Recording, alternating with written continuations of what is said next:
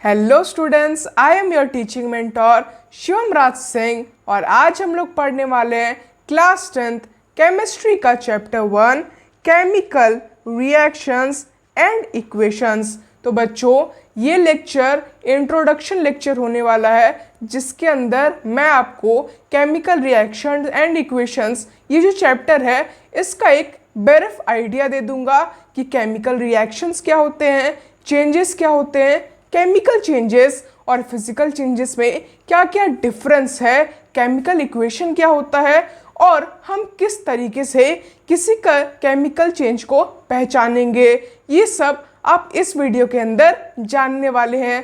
इसीलिए इस वीडियो को लाइक कर दीजिए और हमारे चैनल को सब्सक्राइब कर दीजिए क्योंकि इस चैनल में आप साइंस और एसएसटी से रिलेटेड काफ़ी सारी नॉलेज प्राप्त कर सकते हैं। तो चलिए बिना किसी देरी किए इस वीडियो को स्टार्ट करते हैं। तो बच्चों, सबसे पहले हम लोग जान लेते हैं कि चेंजेस क्या होती हैं।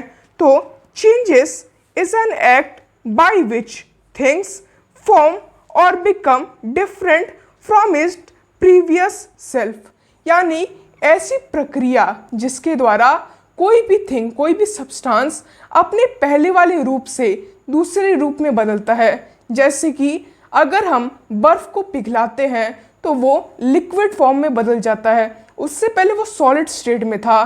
फिर जब हम पानी को और गर्म करते हैं तो वो गैसियस स्टेट में बदल जाता है जो अपने प्रीवियस स्टेट से अलग था। अब ये कंटिन्यूअस चेंजेस कहलाती है। ये जो कंटिन्यूअस प्रक्रिया चल रही है एक फॉर्म से दूसरे फॉर्म में बदलने की, इससे हम लोग चेंजेस कहते हैं। अब चेंजेस भी अलग अलग प्रकार की होती है, जैसे कि स्लो चेंजेस जो कि धीरे धीरे होती है, जैसे रस्टिंग ऑफ आयरन।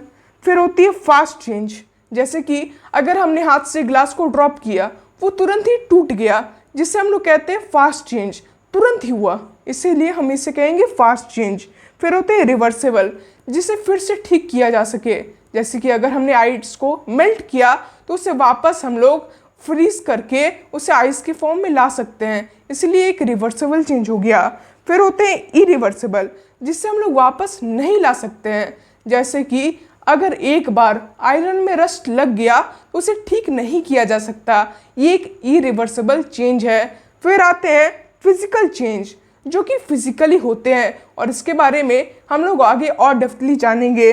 और फिर लास्टली आते हैं केमिकल चेंज, जिसके ऊपर ये पूरा का पूरा चैप्टर बना हुआ है और इसे भी हमें आगे और डेप्थली समझना है।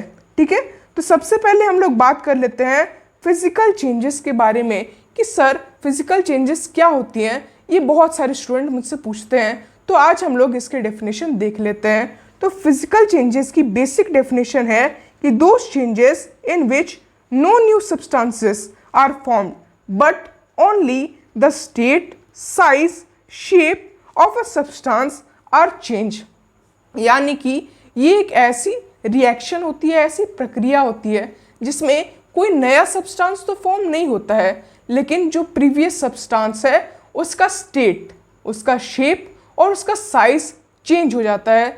जैसे कि अगर हमने एक शीट ऑफ पेपर लिया और उसे हमने मोड़ करके एक बॉल बना ली तो उसका शेप चेंज हो गया। हमने आइस को लिया, उसे पिघला लिया तो उसका स्टेट चेंज हो गया।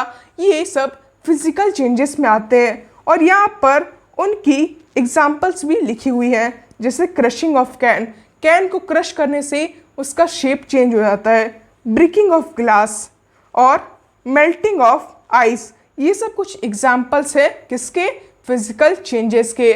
और फिजिकल चेंज ज़्यादातर टेम्पररी होता है, यानी कि इससे हम लोग फिर से ठीक कर सकते हैं, फिर से इसको रिवर्स किया जा सकता है। ये मेनली रिवर्सेबल चेंजेस ही होते हैं। अब बात कर लेते हैं सबसे इम्पॉर्टेंट केमिकल चेंजेस के बारे में कि केमिकल चेंजेस क्या होती हैं।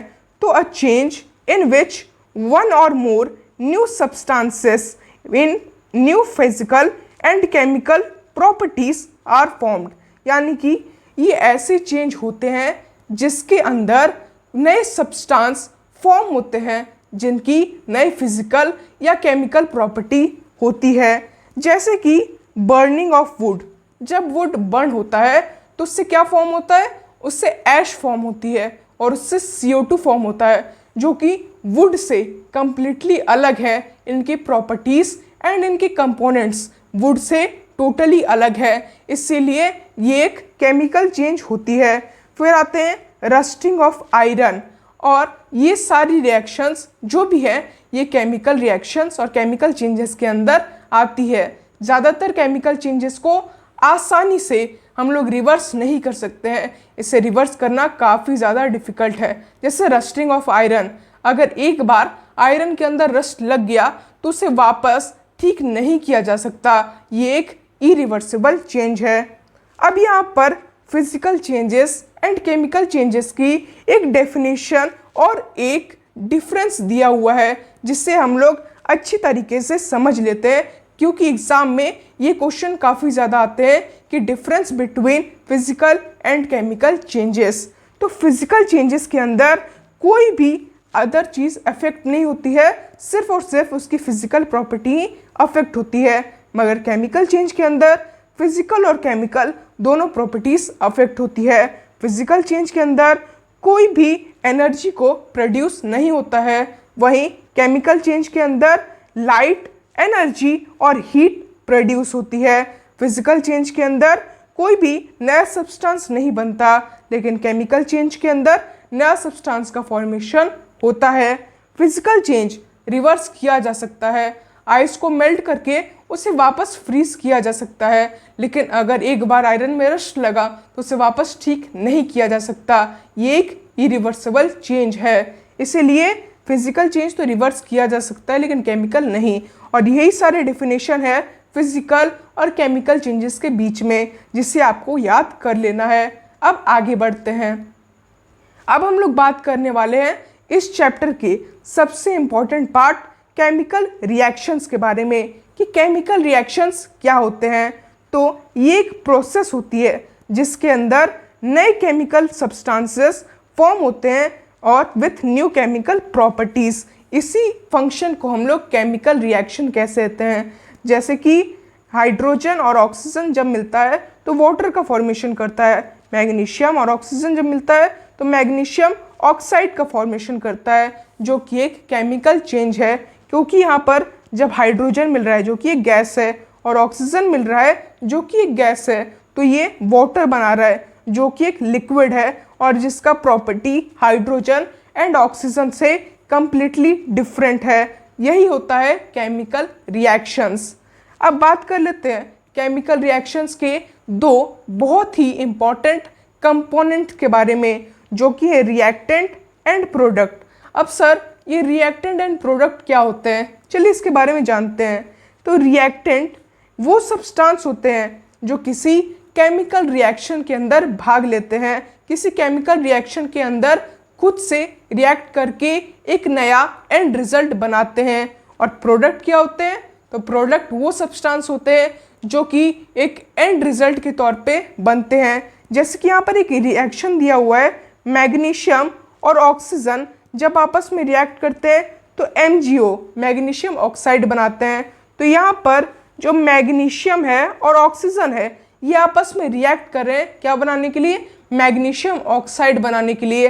तो मैग्नीशियम और ऑक्सीजन क्या हो गए, मैग्नीशियम ऑक्सीजन हो गए रिएक्टेंट, और मैग्नीशियम ऑक्साइड जो बना ये हो गया हमारा प्रोडक्ट। क्लियर है। अब आगे बढ़ते हैं। अब हम लोग ये तो जान लिया कि केमिकल रिएक्शन क्या होते हैं, रिएक्टेंट क्या होते हैं, प्रोडक्ट क्या होते हैं, चेंजेस क्या होते हैं, ये सब हमने समझ लिया। लेकिन अब क्वेश्चन ये आता है कि हम लोग ये कैसे पता करेंगे कि हमारे सामने जो रिएक्शन हो रहा है, हमारे सामने जो चेंज हो रहा है वो केमिकल चेंज ही है, वो एक केमिकल रिएक्शन है। तो इसके कुछ क्राइटेरिया होते हैं, इसके कुछ कैरेक्टरिस्टिक्स होते हैं जो यहाँ पर दिए हुए हैं। हम लोग इसे एक बार देख लेते हैं। कौन कौन से कैरेक्टरिस्टिक हैं, change in colour, change in order, change in physical state, evolution of gases, formation of precipitate and change in temperature.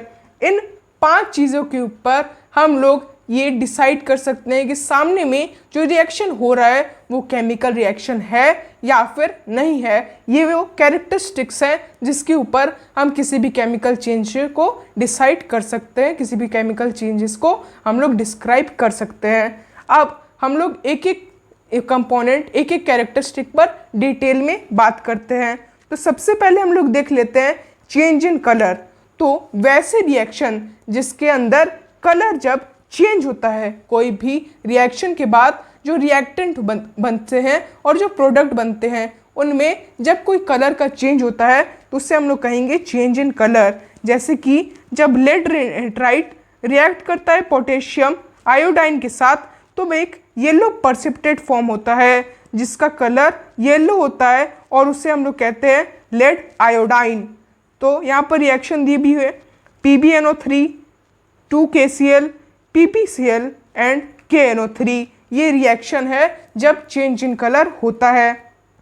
फिर आते हैं चेंज इन ऑर्डर, यानी कि ऐसा रिएक्शन जिसमें स्मेल चेंज होता है। जैसे कि यहाँ पर रिएक्शन दिया हुआ है कि जब आयरन सल्फाइड सल्फ्यूरिक एसिड के साथ रिएक्ट करता है तो एक गैस बनती है जिसे हम लोग कहते हैं हाइड्रोजन सल्फाइड, जिसका स्मेल रोटन एग की तरह होता है। ये रिएक्शन काफ़ी ज़्यादा इंपॉर्टेंट है, कई बार बोर्ड में ये रिएक्शन पूछा गया है और कई बार हाइड्रोजन सल्फाइड का जिक्र किया गया है कि वो कौन सी गैस है जो रोटन एग की तरह स्मेल करती है, तो उसका नाम है हाइड्रोजन सल्फाइड। इसे याद कर लीजिएगा, काफ़ी ज़्यादा इंपॉर्टेंट है। और ये रिएक्शन भी याद कर लीजिएगा, कई बार एग्जाम में पूछता है, ये एग्जाम पॉइंट ऑफ व्यू से काफ़ी ज़्यादा इंपॉर्टेंट है।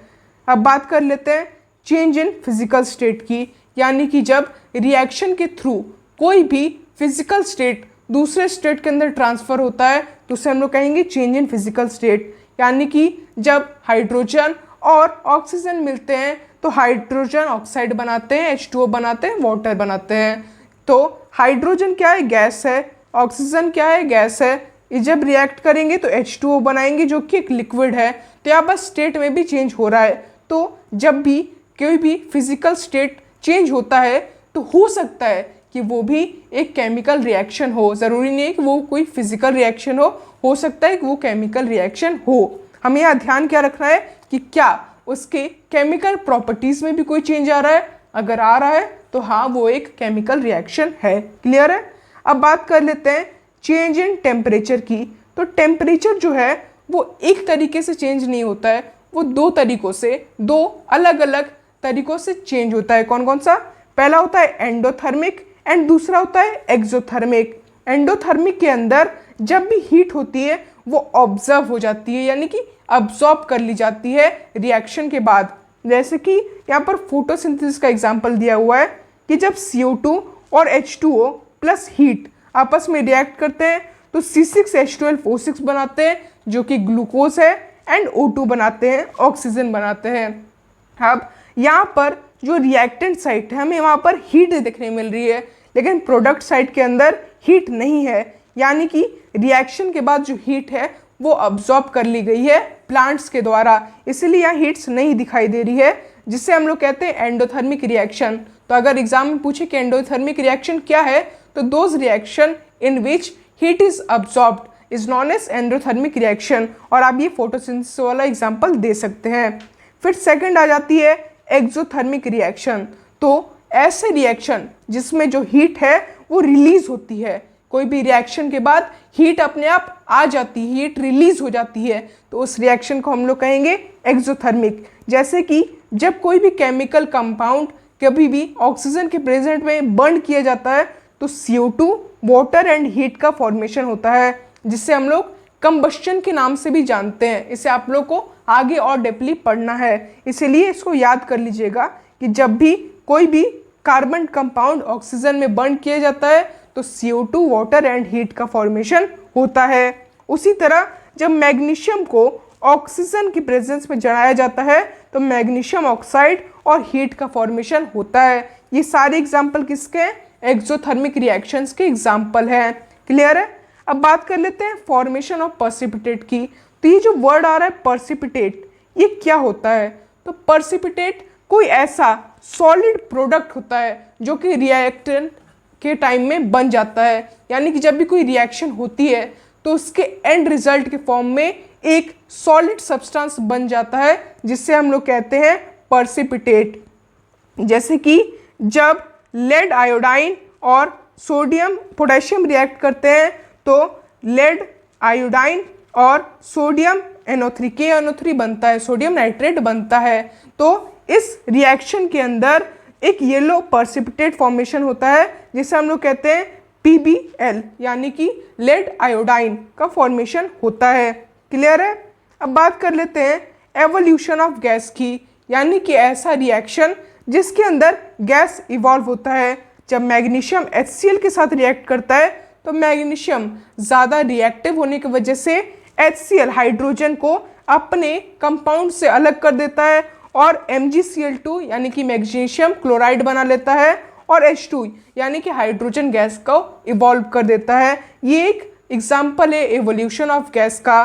तो ये थे वो कैरेक्टरिस्टिक्स जिसके तहत आप ये जान सकते हैं कि हमारे सामने जो रिएक्शन हो रहा है वो कोई केमिकल रिएक्शन है या फिर नहीं है। इन्हीं सब क्राइटेरिया के बेसिस पर हम किसी केमिकल रिएक्शन को पहचान पाते हैं। ये सब वो कैरेक्टरिस्टिक्स हैं, यही सब वो क्राइटेरिया हैं।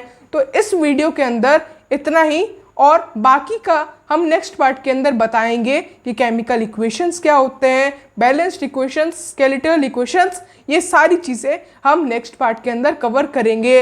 इस वीडियो के लिए इतना ही। अगर आपको ये वीडियो पसंद आई हो तो इस वीडियो को लाइक कर दीजिएगा और हमारे चैनल को सब्सक्राइब कर दीजिएगा ऐसी नॉलेजेबल वीडियो देखने के लिए। तब तक के लिए धन्यवाद।